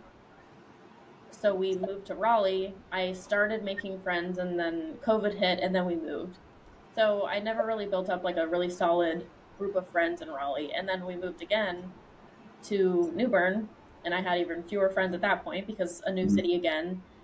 And so I was looking for something to do. I like kind of just needed something to do with my time at the end of the day. I was going to like a Planet Fitness, but it just was kind of it was Planet Fitness. It's not the most like It's not bad, but the color scheme. Why is everything purple? It pisses me off. well, and Go New on. Bern is an older community, so it's a lot of like elderly people, and it's just not like the most like motivating vibe in the one near me at least. And Mm-hmm. and I also just was looking for a group of friends too. So I Googled, I think, aerial yoga. I was like, I had tried yoga in the past. I always liked it when I did it. Like I always had fun in a yoga class, but I never really like consistently stuck with any kind of a practice. So I thought maybe if I add something slightly more, I don't know, chaotic to this, it would be something I could stick with. And so I figured if you're in the air doing yoga, that would be kind of fun. So Yeah. I just did a quick Google search and I found the studio, which is Mars Aerial Arts and Fitness. And it's actually not even really, they do have one aerial yoga class, but that's not really, the studio is more about aerial sports. So um, it's mostly aerial silks, aerial lyra, and then they do pole sports as well. And the studio actually just expanded recently too, so now they're offering new apparatuses. They just added an aerial sphere class, so you can learn how to do routines and moves on the sphere. And I think that they're looking at adding hopefully a trapeze class kind of soon, so people. Oh, whoa, that'd be crazy. It's not going to be flying trapeze. It's just kind of like one single hanging, but super cool. Um, so yeah, I went for my first class, and it was surprisingly similar, and now it's not that surprising, but at the time it was surprisingly similar to gymnastics, and I found that it just clicked. It looks similar when I see your videos. Yeah, When I see you do that, I'm like, this makes sense. yeah, yeah. It clicked really fast, and I think a lot of that was I did gymnastics for so long that even though there was quite a bit of a gap, maybe 10 years almost of a gap, I guess, Yeah, close to it. 8 to That 10. track. Um, But I think that because I grew up doing it, and like from 4 to 18 is like a pretty, that's when your body's developing. So I think I just, Yeah, you locked it into your nervous system. yeah. And so it clicked really quickly. I started just with the aerial silks. And then after, What is aerial stilts? Because I don't actually like. I've seen your videos. I don't know what it's called. it's so the silk, it's like silks, like the fabric, you know? And Oh, yeah, I thought you were saying stilts. I was like, what the silks. fuck is that? That's Okay, not gotcha. okay. Yeah, yeah. Okay. It's like, so it's one long piece of fabric that is tied kind of in a knot around a rigging point at the top, and then the two tails come down. Mhm. So it just hangs from like the ceiling, and both of the tails come down, and you climb them and flip around and tie yourself up in them and do all sorts of like crazy stuff. It's so cool. It's a lot of fun, and so I started with that one. The studio offers a couple of different like membership options, and one of them is just a single apparatus membership. So you pick an apparatus, and you can for like a cheaper price go in and just practice that one apparatus. And I did that for maybe 4 to 6 weeks. And then I thought, because I was only in there for an hour a week at that point, because there's like one class I would go to a week. And I was like, I want to be in here a lot more. Like, I love all the girls that are in there. There's kids classes, there's some teenagers in there, there's a lot of people about my age, like 20s, 30s. There's women all the way up to I think in their like 60s in there, and it's just like a really cool community of like supportive and like-minded people. And I was like, I want to be in here a lot more often. So I upgraded my membership and started to learn the lira, which is like it looks like Is a that the full, circle? yeah, Okay. and that one just hangs from the ceiling, and you do all sorts of different things in that. Um, that was back in 2022 that I started. Mm.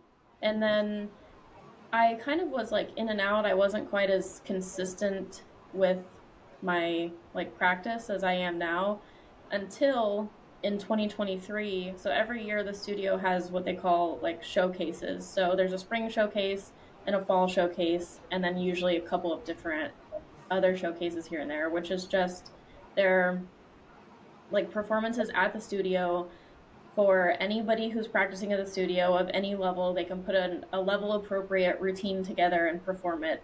And it's like just a super supportive and fun way to, Yeah, that's nice. yeah, it's like a fun way to show what you've been learning. Um, Most of them are like open to the public. It's not like a huge, it's just at the studio. So usually it's people's parents or partners will come or their kids will come watch them or something like that. Um, it's not like a huge event, but it's open to people to come watch their family members and their friends and stuff like that.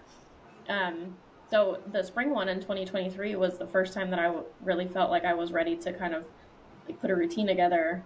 I started in May of 2022. That would have been April of 2023, so about a year of practice. And I started putting something together in the late winter, early spring, performed it in April, and then just was like, this is it. Like the performance was so fun and the audience was amazing. Like it was super rewarding to take everything that I had learned over the year and like put it together in this one routine. I put it together to a song that I really liked. The audience at those showcases is just like they're screaming and cheering and like just having Oh, wow. a time. So it's super easy to fall in love with like performing just at the showcases. Hmm. Um, and then after that, your other question I think was, are you in a circus? I Yes. also am part of the Dangerous Prodigy Circus, which performs mostly around New Bern, but around like These are two different things. two separate Oh, things. Yeah. whoa. Okay. And the circus performs mostly in New Bern, but also kind of in the surrounding areas. Like we've had some performances in Greenville, which is Greenville, North Carolina, not Yeah, yeah. North Carolina. I'm Um, familiar. Havelock, we do a really cool performance at the Nightmare Factory. I'm going to plug that because the owners of the Nightmare Factory are good friends. And Plug away. it's one of the biggest, if not the biggest, and like coolest haunted houses in North Carolina. It's Oh, sold. yeah, so they're really cool. And wait, so you do the circus at the haunted house? There's like one weekend where they have us come and we set up the rig outside and do a performance there. It's usually like a spooky themed kind of performance. Sure. Um, but yeah, so I did the showcase, and then the owner of the circus was looking. They kind of had their core members, and they were putting a show together for that August, and they needed extra people. It was kind of a seven deadly sins and a seven heavenly virtues type of theme. Oh, how fun. So they needed their virtues. So they found after the showcase, they asked me to be in that show. And I performed at the New Bern Civic Theater in that show for like I don't know how many people. The theater. This was your first time? It was my first time. So I did the showcase, but this was my first like big. So they basically scouted you from the Yeah. studio, and then that's how you got involved. Okay. And it was like so I. It's funny because I talk about how my anxiety is very like broken. Like I'll skydive and hike and rock climb and do. Did you go skydiving? Yeah. Hey, me too. And I'll do all this stuff and like I'm not worried about it at all. But the second I have to like Literally not. I have to speak in front of people though, and I'm like, I'm gonna die. This is gonna kill me. Like That's hilarious. and so that was the one thing, like the silks don't scare me, but the public performance at the theater, which seats I don't know exactly how many, but probably couple hundred people. You know, it's a small theater, but still, like it's a theater. And but it was just it was the coolest thing. Like that theater is over 100 years old. It's just the history of it is super cool to be on the stage that like so many people have performed on, so many awesome performers that perform today now, but also like 100 years ago, people were performing at this exact same spot, all behind, like on the kind of back and sides of the stage. There's all these bricks that people have signed. Like all the performers signed their brick after they're done performing. So like I got to Very add dope. my name to the wall, and Hey, good for you. it was so cool. And it was definitely scary to perform in front of a lot of people, but it was like I did it again back in April. We had another show back in April on the theater stage, and it's just like, So you've only done it twice. yeah, I've done Okay. two theater shows. The second one, I actually had a part. I like was helping to put the show together and to write it and help choreograph a lot of. Wait, what does writing it mean? Like, was there a plot?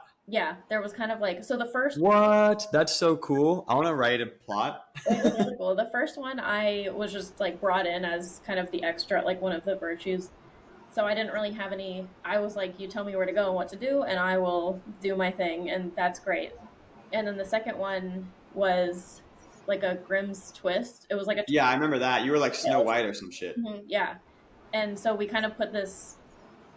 It wasn't like true to any of the stories really, but we like Sure. kind of ripped off of those stories and made like one kind of cohesive story with all of these different characters. Um, and yeah, I was like I played a part in writing that one, so that one was extra rewarding because you're like performing in it. I had multiple routines in that one too, whereas in the first one I just had one. So I had a couple different routines on different apparatuses.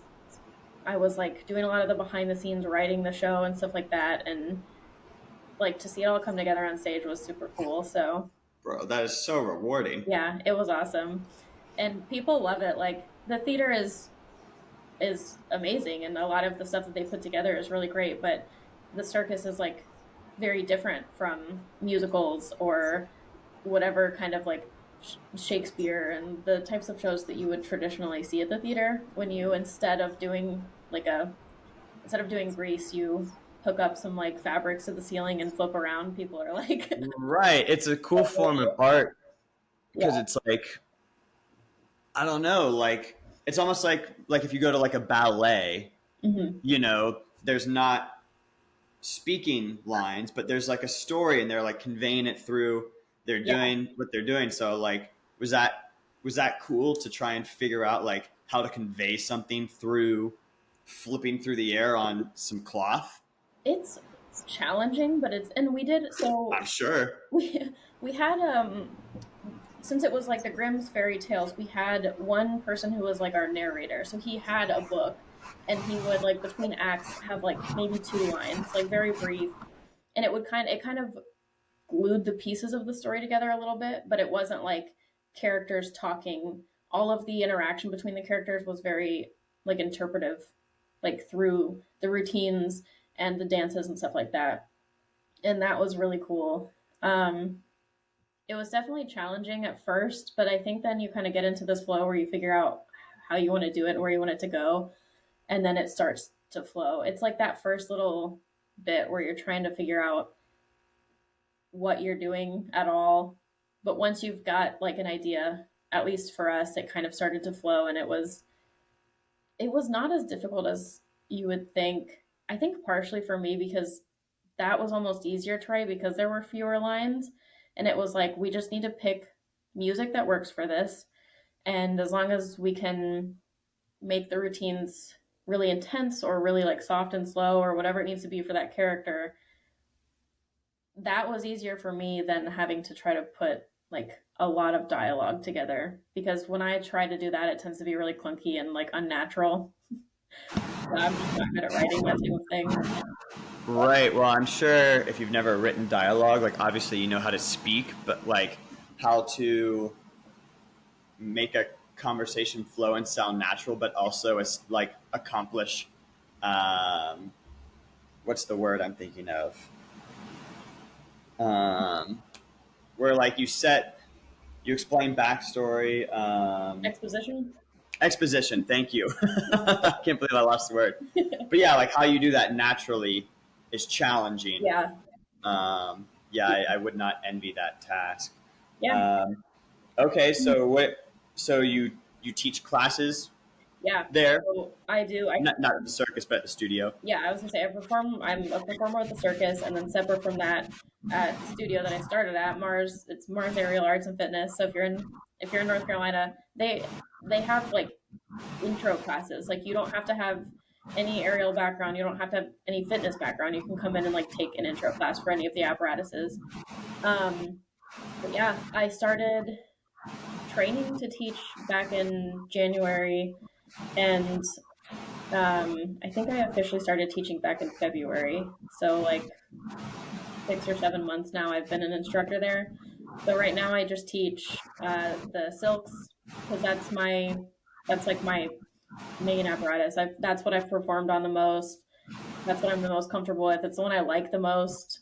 So I teach a level 1 class. So if you ever do come visit North Carolina and you want to come to the studio, I'll teach the class, the silks class that you would take. And then I teach a level 3 and a level 4, and I take the level 5 class, which it goes. All of the apparatuses have 1 through 5. Okay. Yeah. So yeah, Wow. it's a lot of fun. Like it's very rewarding, and it's started me down this path of like now I'm considering becoming like a certified personal trainer and like getting more and more Good.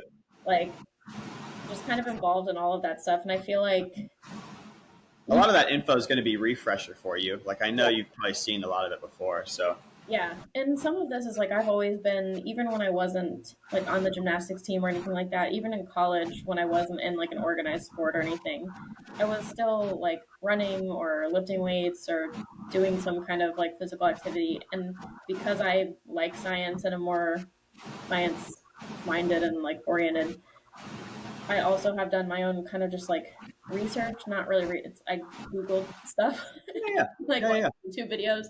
So I yeah, have yeah. like a basic understanding of a lot of it, but I think it would be helpful for me just as an athlete and also for students if I had like a deeper understanding of a lot of that stuff. So Oh, definitely, there's a lot more. definitely. And even if it just means like for yourself or for the people you talk to, if they're like, "Hey, I'm taking these classes.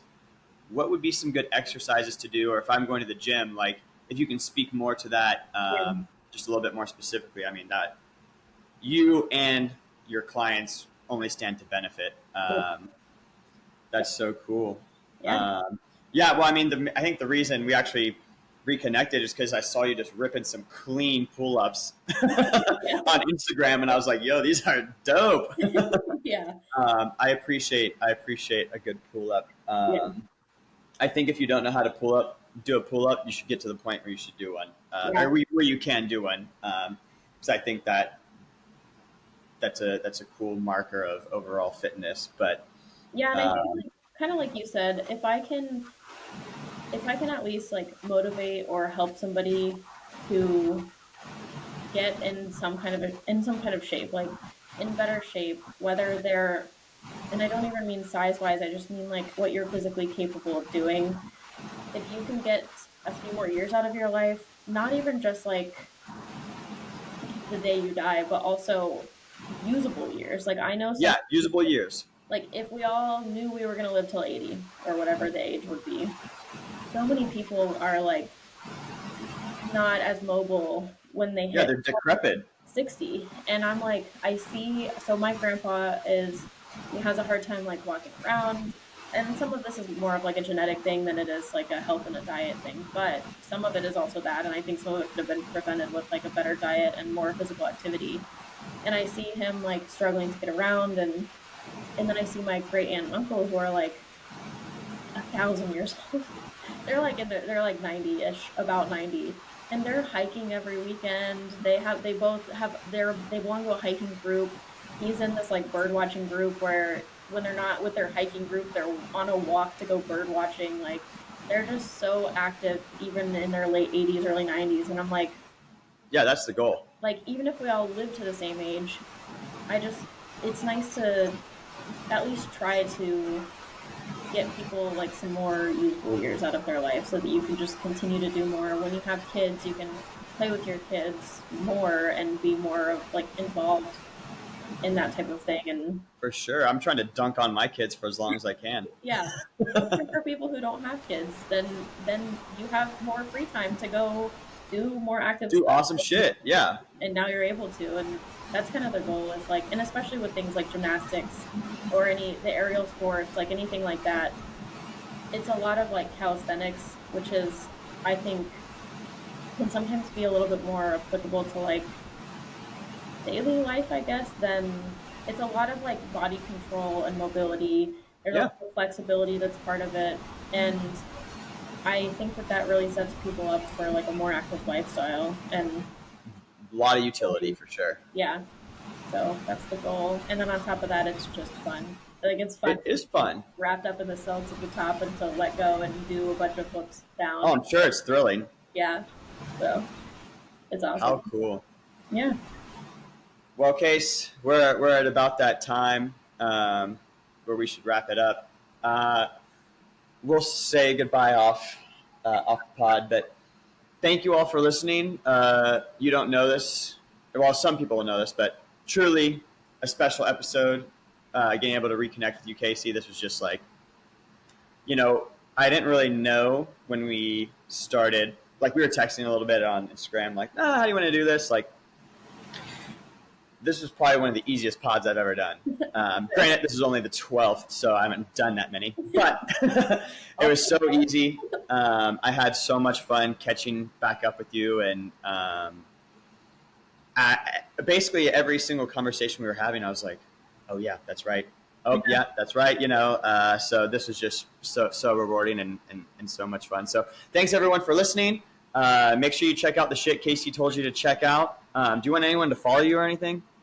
I mean, if you want to, I don't know if it's that interesting. I think my Instagram is just... It's fun to watch. Yeah, I do. I post a lot of the silk stuff. I think my Instagram is just my first name and last name with an extra M. So Casey Beam with... Beam. Yeah. Excellent. Yeah, and then if you're in North Carolina visiting, or if you live here and you want to come to the studio, I'll be teaching the silks class. There's a ton of other fun classes that you could take. I think the other thing I plugged was the Nightmare Factory. So if you want a good haunted house this fall, they're starting one of the weekends in September is when they open. I forget exactly when, but it's absolutely terrifying in the best way. So it's a really awesome haunted house. So definitely check the Nightmare Factory out too. Awesome. Check out the Nightmare Factory, folks. You have a lovely day. This is Friday the 23rd. This will be out on Sunday the 25th. So, later, y'all.